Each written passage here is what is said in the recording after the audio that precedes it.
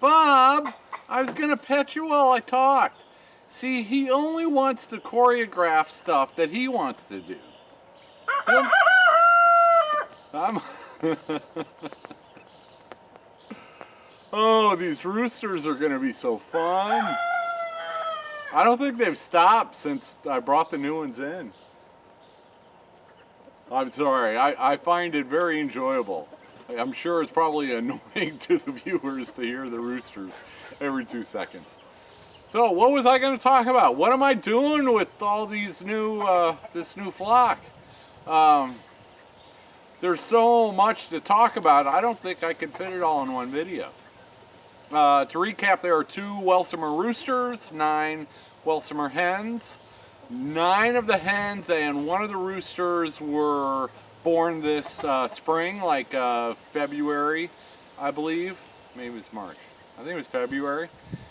So they are about 8 months old. The other one, I believe, is a 1.5 years old. They were part of a breeding program for 4-H.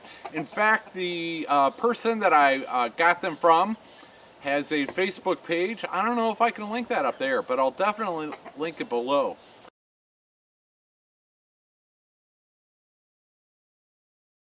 And his son was, and still is, you know, breeding for 4-H, and that's what they were. They come from the Lowell Barber line. I might have already mentioned that. See, there's so much I can talk about. I can't fit it in one video. Today's Wednesday. I just found out about these Monday nights, so bing bang boom, and I've got 11 new chickens. That makes 40. I've got 40 chickens. Oh yeah. When I first got them, my first thought was I'm not going to keep all of them.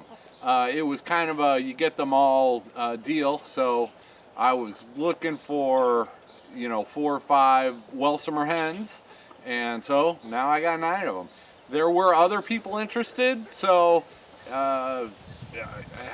know, my original thought was I'll keep maybe 1 rooster and 4 or 5 hens, and then the other half of them I will pass along to somebody else. I still might do that. I've got some thinking to do. the father 1, father 2, and father 3 to and then how many generations, and then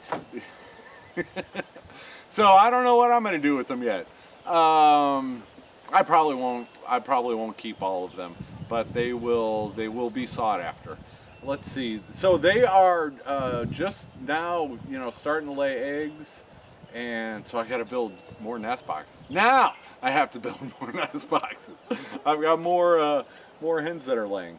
And then as far as, well, why did I originally want the 4 or 5 Welsummers hens was part of my olive egger program. I have the whiting true blue hens and Wild Berry, who's a Welsummer, and so, you know, I'll backtrack. When I first got here a year ago, I said I want to pick 1 breed of chicken and become the best breeder of that breed in Yell County, Arkansas. Well, originally I was thinking Buckeyes, now it's Welsummers. Welsummers are they're a heritage breed. They come from the Netherlands, a very old breed, and they lay the dark terracotta, I think is the official name of the color of the eggs that they lay. Sometimes they're speckled, and that's unique for them. Let's see. So yeah, I finally got my. Who's jumping up? Oh, I finally got my breed that I want to breed to become the best breeder of that breed in Yell County. I might already be just by having these. I don't know. I don't even know if anybody else in Yell County is breeding Welsummers. But anyway, so that's the deal. Is I wanted to concentrate on 1 breed, and I picked that breed, the Welsummers, and now I have the diversity of genetics to start that, and it'll be fun. The white and true blues, they lay blue eggs. You breed them with the Welsummers, and you get olive eggs. So that's like the side hustle, if you will, and the fun stuff.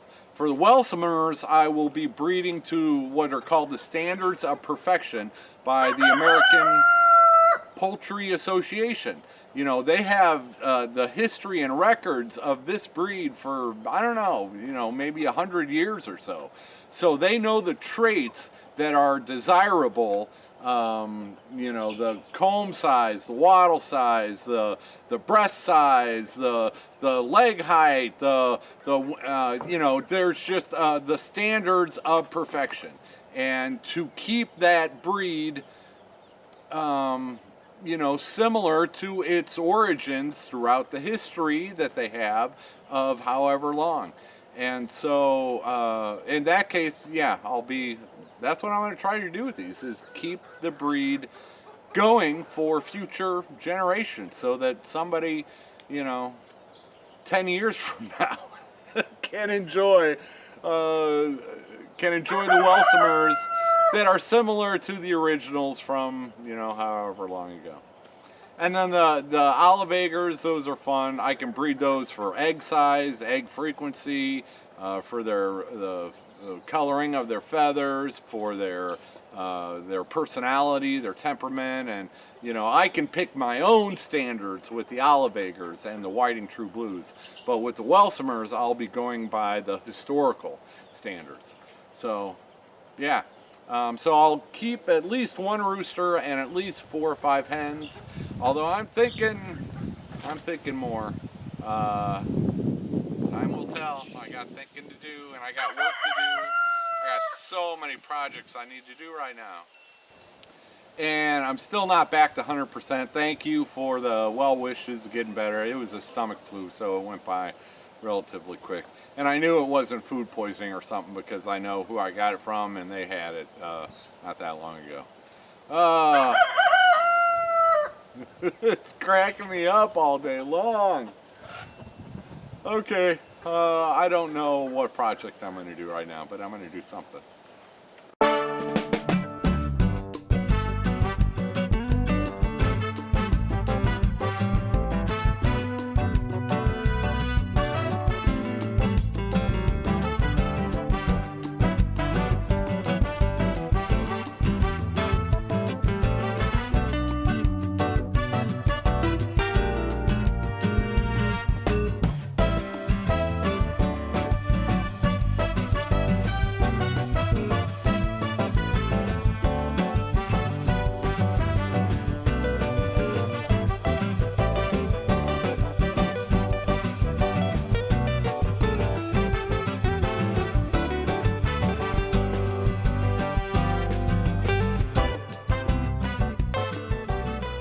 That's how you build nest boxes with a spare metal stand, wood that's lying around, these little plastic shelf things.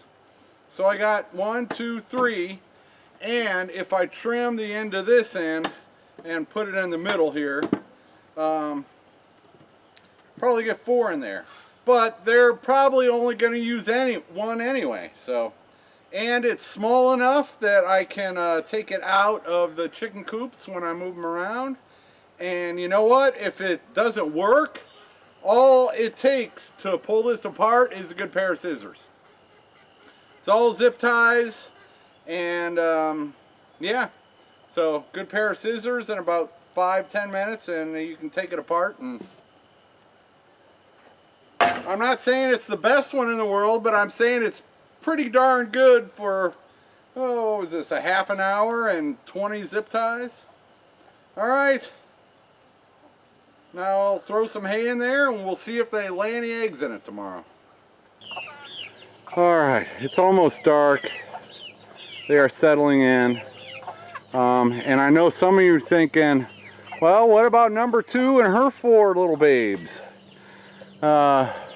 Yeah, that's the downside. Well, there's number 2 right now. I knew she would do that because she's been doing that for a few nights now. So I can't spend time talking. I got to run inside and get some chicken feed and I'll show you where I'm hoping they will spend the night. If number 2 spends the night there, I'm cool with that. She's inside the fence, so she's probably safer up there than inside a coop, as long as she's in a tree inside the fencing. But I'm gonna go see what I can do for the other 4. Yeah, this is, you know, I tried to think about it, what to do, and other than having another coop, I'll just make do with what I got. Oh man, it's getting dark and all the fun is just now beginning.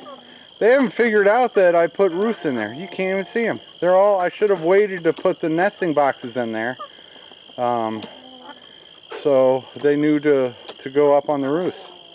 I didn't see where they were roosting. So anyway, it's too dark. Let's go take a look at number 2. I tricked her. You probably can't see them either. Okay, so this is that chicken fort. I threw a tarp over it. I put some of that metal roofing stuff in the corner there. I put the chair with the nesting box in it. They are familiar with that. In fact, they've been sleeping there at night. See, I put their metal cage in there. They were sleeping in the metal cage till they got older, and then they started sleeping in that chair with a nesting box in it. And I've got a board going across there in case they want to roost. So I think I tricked them that, okay, this is where you're spending the night. And yeah, it's not a chicken coop, it's a chicken shelter. And it'll just have to do until they, well, once they get a little bit older, they'll blend in with the other flock, my first flock. Okay, it's too dark. Good night. Oh man, it's kind of a bummer I don't have somebody following me around with a camera, because what just happened would have been very comedic. Oh wow, you know, right when you think you got everything cool, I had number 2 and her 4 babies were in the little nesting area that I gave them, all, you know, safe and sound. But while I was doing that, the new flock got out of their coop. I must not, see, I haven't put a latch on it yet, and that's, yeah, everything's my fault. But yeah, they all got out, and it's dark, and they're just wandering around, and they're just flying up in the air at nothing because they can't see anything. So I'm going around trying to catch them one at a time and putting them on their roost bars, and oh man, I got them. Everybody is safe and sound inside the electric fence, and the electric fence is hooked up. So, and I'll double check that. I double check that like 10 times a night. So, wow, what a day. Take her easy, everybody. Not always, but after days like this, take her easy.